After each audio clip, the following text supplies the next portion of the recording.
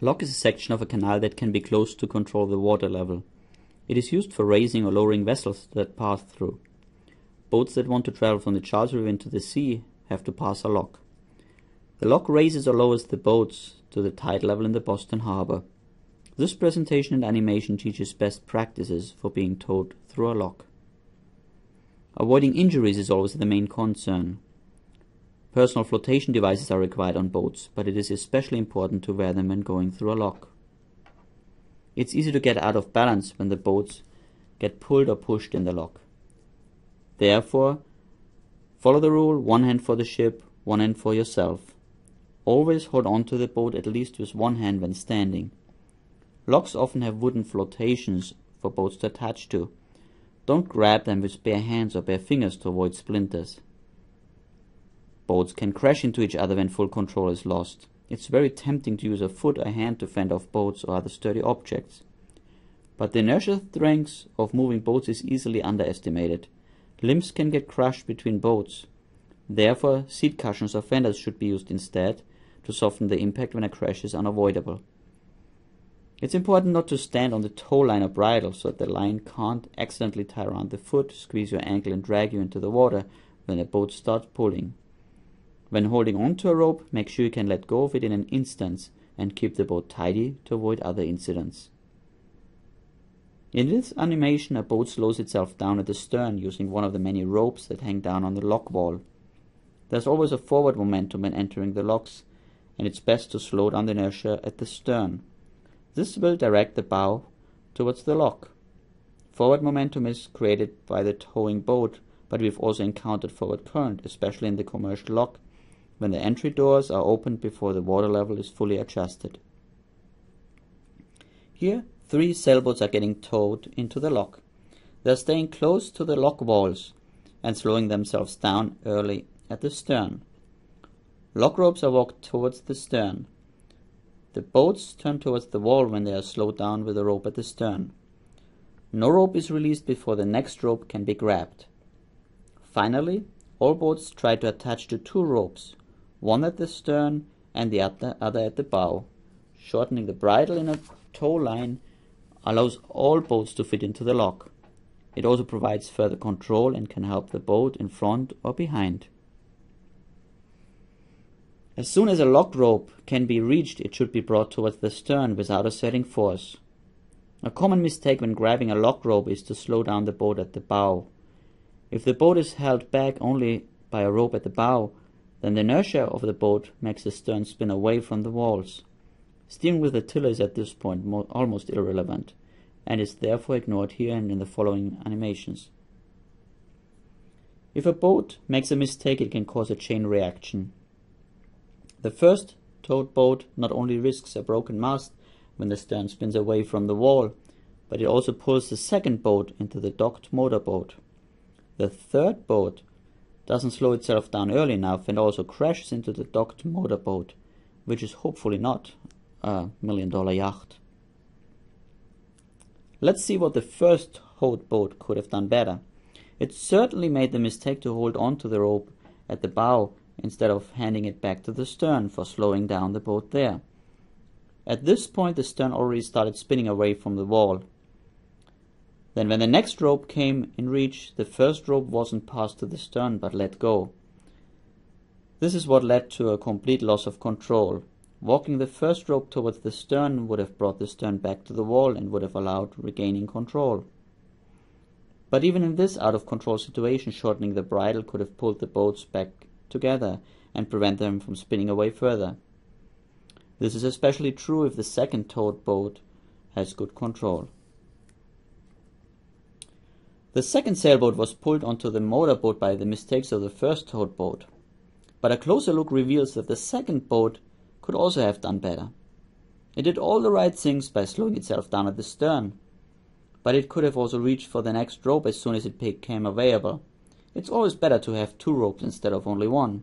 Also, the boat should have been slowed down at the stern. In this situation, having a rope at the bow would have prevented the boat from being pulled away from the wall. Shortening the tow line will bring the boats closer to each other and closer to the locks.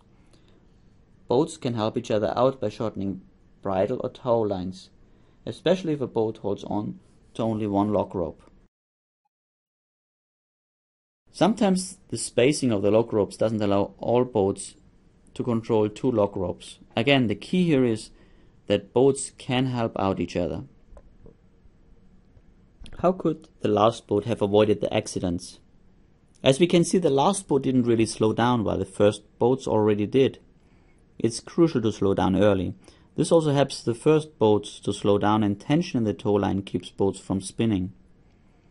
The next repeated mistakes here is that since the last boat was late to slow down, it pulled hard on the bow rope as soon as it became in reach.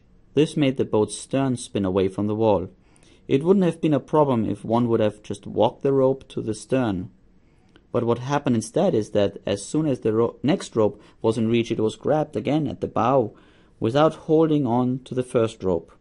That's when disaster strikes, and no other boat is there to prevent it from spinning away with real potential for breaking its mast or hitting another boat. It's especially important for the last boat to hold on to the lock wall at the stern. In the locks, we have better control of the boat when we spread out the ropes towards stern and bow. The further apart we hold onto the ropes, the better we can keep the boat in place and prevent it from rotating. In cases where only one lock rope is available, it's necessary to pull in and shorten the bridle or tow line. The second holding point becomes the boat ahead or behind. Pulling in the bridle or tow line may also assist the boat in front or behind to stay in control. The paddle hook can also be used as a tool to hold on to the locks. But be careful not to get tangled up with the hook when the boats are moving forward. After the lock door opens, the skipper will instruct the crew to ease out the ropes while a paddle or boat hook is used to push the boat away from the wall. But do not let go of the ropes just yet. They are still necessary to maintain control.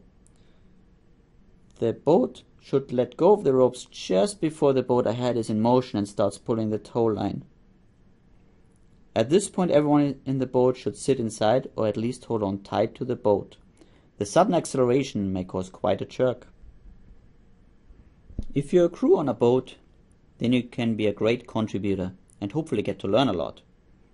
Try to listen and follow the instructions of the skipper on your boat to the best of your knowledge and ability. Unforeseen things can always happen, and trust me, they will happen. In these situations, stay calm and follow the skipper's instructions. And again, follow all safety precautions mentioned at the beginning. This already summarizes the most important aspects for the crew. But I like to go quickly through the basic procedures from entering to leaving the locks. The launch boat driver in the towboat will typically announce which side of the lock we will be using. Attach fenders before entering the locks. If I have two fenders, then I attach one of them with a bowline knot at the mast, just below the hinge. This allows me to use this fender on either starboard or port side without removing the knot. When entering the lock, gradually steer towards the selected lock wall. Keep in mind that the mast sticks out behind the boat. Sudden direction changes could push the mast into the wall and break it. Slow down boat as soon as possible with ropes hanging down from the locks. Always walk ropes towards the stern and then slow down at the stern, not at the bow. Try not to interfere with the tiller movement. Person on tiller should sit opposite to the wall. Once position is taken in the locks, hold boat with lock ropes at stern and bow. Also shorten the bridle and tow line if possible. The boat hook can also be used to hold the boat in place. When the lock doors open, the skipper would typically give instructions to ease out the ropes, but don't let them go before the boat ahead is in motion and starts pulling the tow rope. The paddle or boat hook can be used to push the boats towards the middle of the lock before going underway. Sit down inside or grab hold of your boat before the boat ahead starts pulling, because there will be a jerk. After all the theory, I hope to see you soon on one of our harbor trips, where you can go out through the locks, practice your skills, meet other CBI members, and enjoy a day of sailing.